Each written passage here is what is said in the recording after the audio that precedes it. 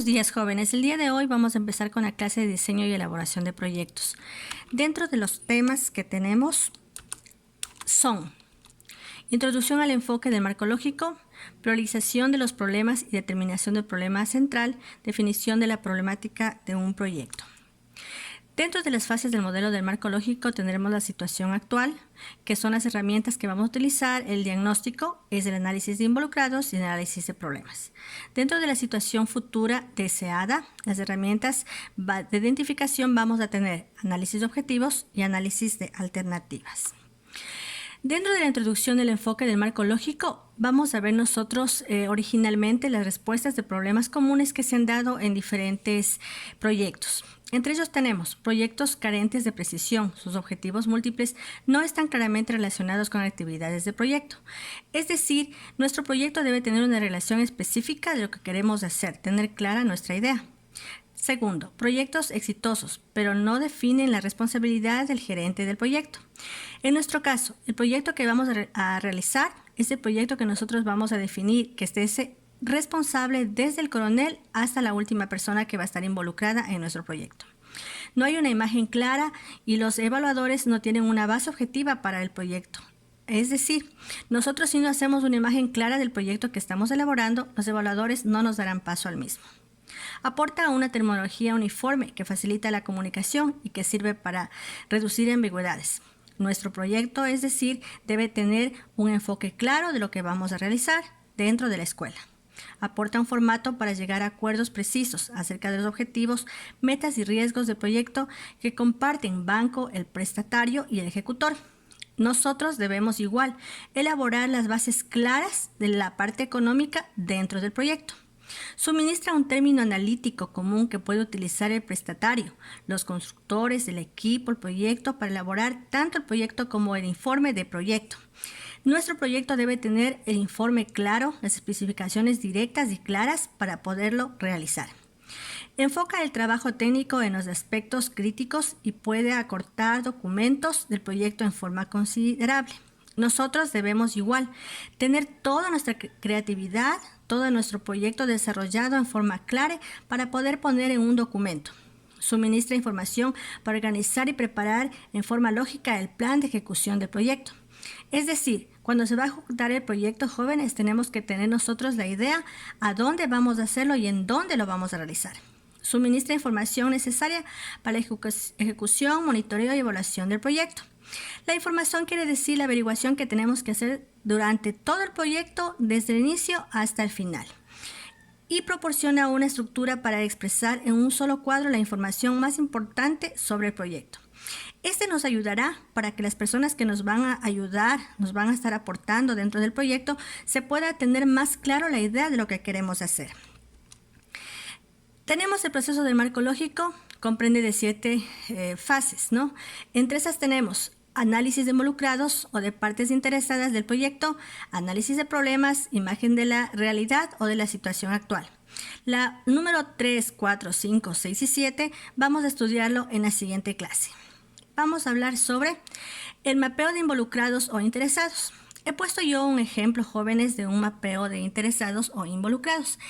Este mapeo, jóvenes, es más lo que vamos nosotros a ver a todas las personas que van a estar involucradas dentro de nuestro proyecto.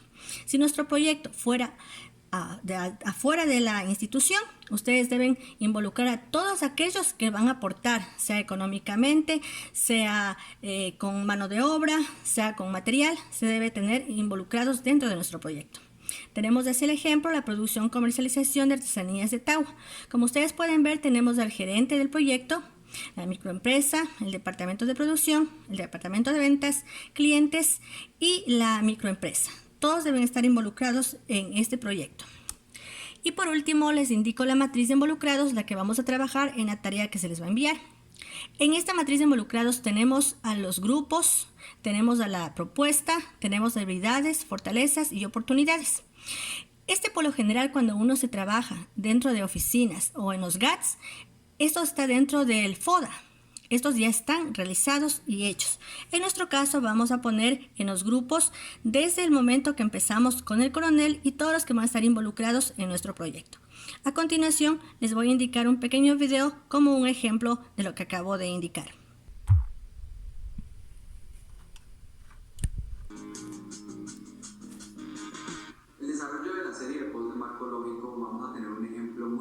sencillo, que no va a ser un ejemplo de una empresa estatal, en esta ocasión va a ser un ejemplo de una empresa privada para hacer el entendimiento de la metodología marcológico mucho más simple, mucho más fácil. El primer paso dentro del desarrollo de nuestra metodología marcológico es el análisis de involucrados. ¿Qué es el análisis de involucrados? Con el análisis de involucrados lo que queremos es identificar e investigar quiénes son las partes interesadas en nuestro proyecto en términos de la participación que nos ocupa el proyecto, cuál es el rol que ejercen en este y cuál es el impacto que puede sobrellevar. ¿Para qué hacemos un análisis de involucrados? ¿Por qué es tan importante? Es básicamente para definir la estrategia que se va a tener con los involucrados en el proyecto. ¿Y esto por qué lo hacemos? Lo hacemos para garantizar los resultados posteriores del proyecto y el éxito del proyecto. Cuando hablamos de éxito dentro de un proyecto nos referimos a el cumplimiento del tiempo, de los tiempos que nos hemos definido, de los costos y del alcance. Dicho esto, es necesario que definamos quiénes suelen ser los involucrados dentro de un proyecto. Y esto que te menciono a continuación no es camisa de fuerza. Es quizá un estándar, pero cada uno de los proyectos que desarrolles es un mundo completamente diferente. Sin embargo, dentro de este proyecto hay una clasificación muy común que vamos a ver es la siguiente. Inicialmente tenemos los beneficiarios, quienes son los que se benefician del proyecto, las personas que pueden ejecutar o las instituciones que ejecutan, los que toman las decisiones y finalmente los que ponen el billete. Dicho nuevamente, esta es una clasificación bastante común, más no una clasificación absoluta. Puede que tu proyecto tenga una clasificación de interesados completamente diferente. Por ejemplo, si estamos hablando de un proyecto que involucra instituciones universitarias, colegio primaria, jardines, estamos hablando de un sector educativo. Ahí podríamos entonces segmentar, en vez de esto, tener un grupo de interés denominado sector educativo. ¿Listo? Básicamente esto vendría siendo el qué, el para qué y el quién del análisis de involucrados. Vamos a ver cuál es el cómo. ¿Cómo podemos hacer un análisis de involucrados en 4 pasos? Inicialmente, primero que todo, no podemos hacer un análisis sin antes empezar a identificar quiénes son los involucrados, quiénes son los que se ven impactados o quiénes pueden impactar nuestro proyecto. Esto lo podemos hacer en términos de, recuerda que una parte interesada o involucrado puede ser cualquier persona, cualquier entidad, cualquier organización.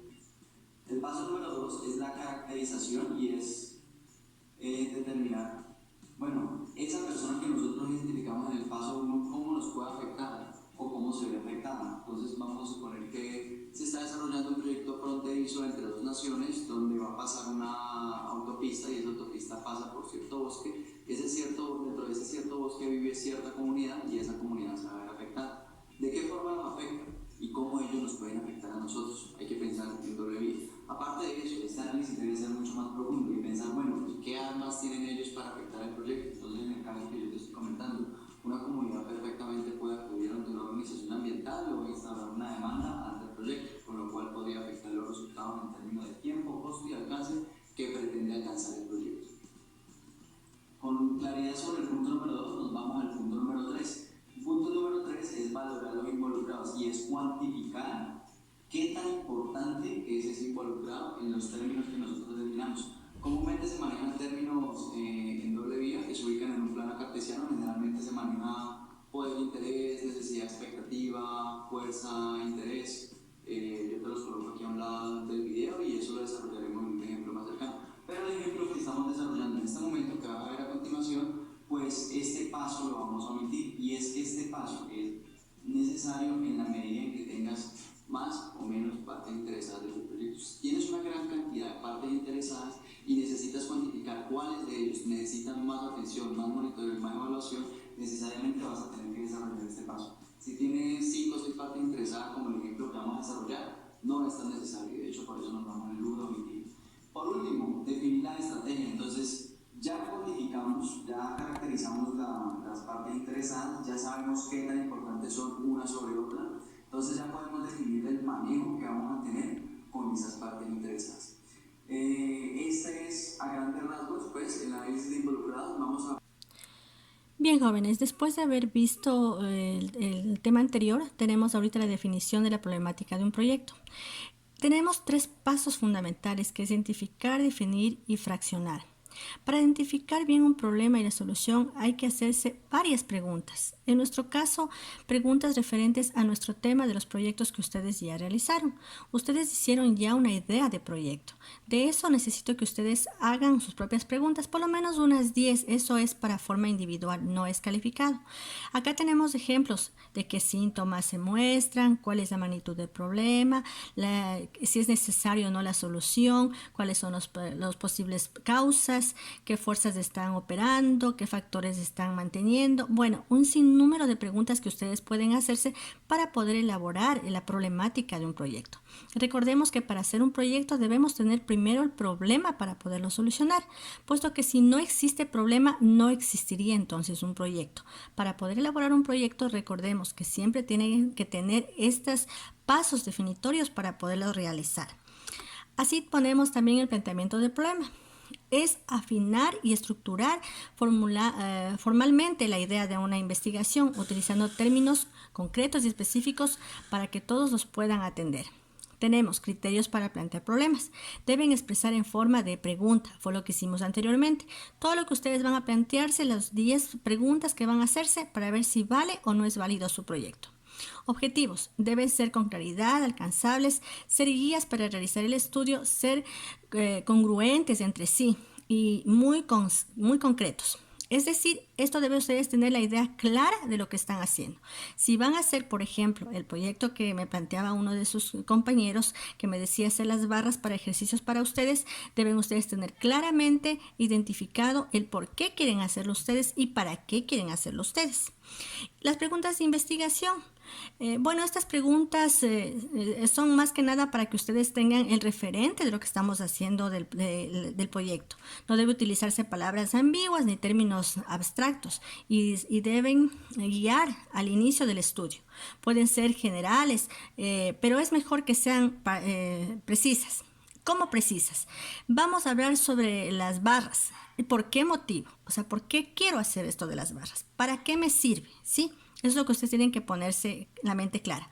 Elementos de planteamiento del problema. Debemos tener claramente el espacio geográfico, el espacio institucional, qué tiempo va a durar nuestro proyecto, qué personas van a estar dentro del proyecto y cuáles van a ser los gastos del proyecto. Otro ejemplo que puedo darles, por ejemplo, ustedes quieren hacer una panadería. Ustedes deben saber dónde va a ir esa panadería, cuánto van a gastar, qué implementos van a tener para la panadería. Entonces, todo eso ustedes tienen que irse poniendo su propia versión. Y límites hasta dónde se puede llegar. No podemos pasarnos de la capacidad que tenemos para poderlo realizar. No podemos proyectarnos un proyecto a lo mejor de poner alguna actividad grande que no la vamos a poder realizar. Un proyecto grande, a lo mejor traer animales de otro país para poder hacer algún proyecto de ese tipo. No podemos hacerlo porque no está dentro de nuestra jurisprudencia. El alcance. Se debe tomar en cuenta la disponibilidad de los recursos humanos, materiales y financieros. Es decir, nosotros tenemos que tener un alcance preciso de lo que estamos haciendo del trabajo. No podemos irnos más allá de nuestras posibilidades. Viabilidad. ¿En qué afectará a quiénes? ¿Cómo? Sobre todo hay que tener en cuenta los espacios éticos entre los que se llamará la investigación. Para determinar un problema se va estableciendo las relaciones causa-efecto. Ahí es cuando nosotros ya empezamos con lo que es el árbol de problema. Las causas son las acciones responsables de la situación planteada que se presentan como las raíces del árbol. Los efectos son las consecuencias de la situación planteada como problema que se presentan como el follaje del árbol. El árbol de problemas permite la visión de los efectos de la problemática central. De esta forma se realiza y se verifica su importancia. La visión de la situación actual relacionada con la problemática central del enunciado y la visión de las causas asociadas del problema central, tanto endógenas como exógenas. Es decir, estas causas asociadas son las que están dentro y fuera del proyecto, que le permite la identificación de las raíces de un problema central. Jóvenes, espero que esta clase les haya servido. En este instante les voy a dejar a su visión un pequeño video con respecto al tema que acabamos de hablar y la tarea les dejaría ya en el link. Muy amables por su atención. Gracias. ¿Qué es el planteamiento del problema? Toda investigación se origina en un problema. Y a este problema debe dársele solución. lo que se logra mediante el desarrollo de una investigación. Es en realidad el primer paso a dar. ¿Qué se entiende por problema? Primero debemos definirlo. Es una situación que se desea cambiar o modificar. Para esto, primero debe identificarse cuál es dicha situación. Esto se logra mediante la descripción de sus síntomas más evidentes.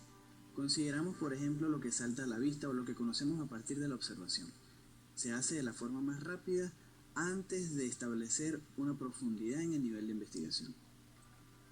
Hay que considerar que un buen planteamiento del problema debe contener síntomas, o sea, un esbozo breve de los síntomas que identifican el problema, acompañado de cifras oficiales que avalen la veracidad de las mismas. No podemos trabajar sobre hechos empíricos cuando estamos trabajando en investigación. Por lo general, siempre lo mejor es trabajar sobre bases sólidas. Las causas. Por ejemplo, la baja de las ventas es causada por la competencia de productos importados. Es importante establecer la causa que está generando un problema que queremos resolver. Y luego las consecuencias.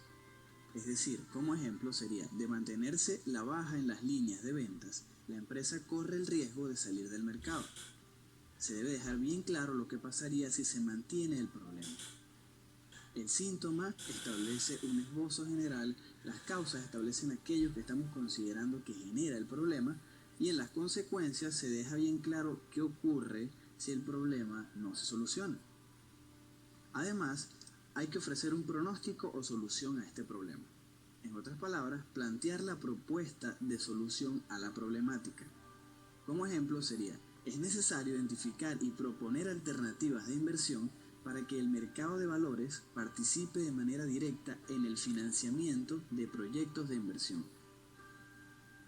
Por último, plantear el problema de investigación.